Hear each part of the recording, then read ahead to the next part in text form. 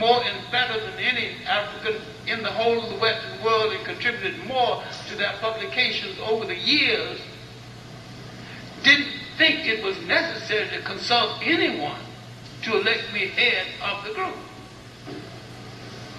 Karinga is now having a fit about it. When we arrived at the next assignment, he came over to me and said, I did not know the definition of his name. Malana means God.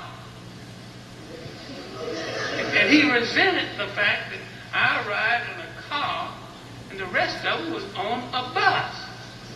Now, with all the diplomats I knew when they were students in Paris,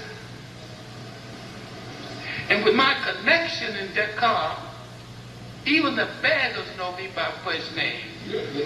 You think I can't get a car in Dakar? So it's nothing extraordinary for me to arrive at the assembly in a car.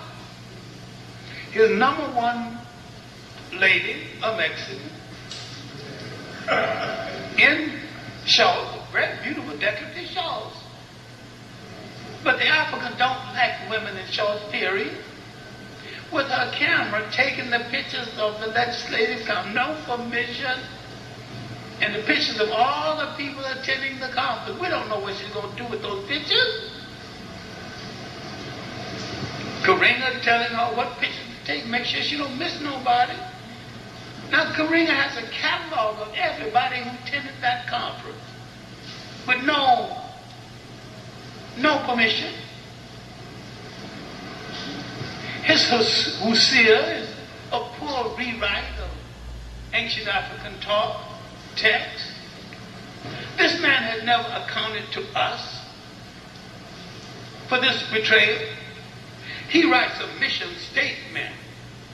Now, if Farrakhan had stood before that audience and just said, I want to call your attention to a 19th century messenger who spoke better than I have ever spoken or maybe ever will, and just read David Walker's appeal and sit down, that would have been enough.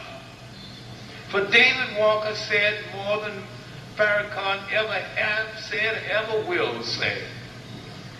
Have he called attention to Chancellor Williams' message at the end of his book, The Destruction of Black Civilization, his master plan? That would have been enough. Or Sheikh Anta Diop's message for economic salvation in a little book called Black Africa, the Politics of a Federated State. That would have been enough. We have had great messengers. And we come down now and glorify fakers, women mutilators, liars, people who ridicule us about our color. We make them millionaires, give them stretch limousines, and they spit on us. That's right. I'm saying that we have to reward true and honest leadership. I do not believe that any program for African people can afford to leave out Pan-Africanism, African world nationalism, and the values of a traditional African society, because if you search the values of a traditional African society, they had socialism not only before Karl Marx was born, but before Europe was born. And if Karl Marx said this was primitive, Karl Marx was a liar and a mistaken, misguided European. It was not primitive. It worked. It worked because they built societies that had no word for jail because no one had ever gone to one. They built societies that had no social agencies because no one needed one. At any meeting, 10 or more, 3 or more of African people,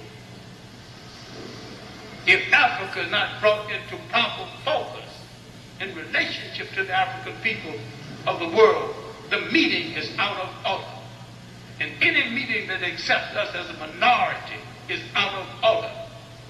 When you take all of the African people in the Western world, all of the African people in the Pacific, 100 million African people in India, 750 million African people in Africa, we number 1 billion people on the face of this earth. Suppose we decided just to make our underwear. Look at the kind of factories we'd have to open overnight.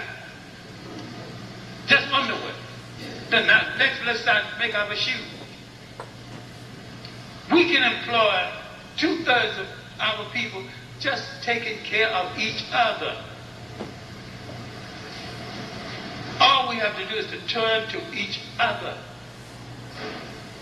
Look in the mirror and find a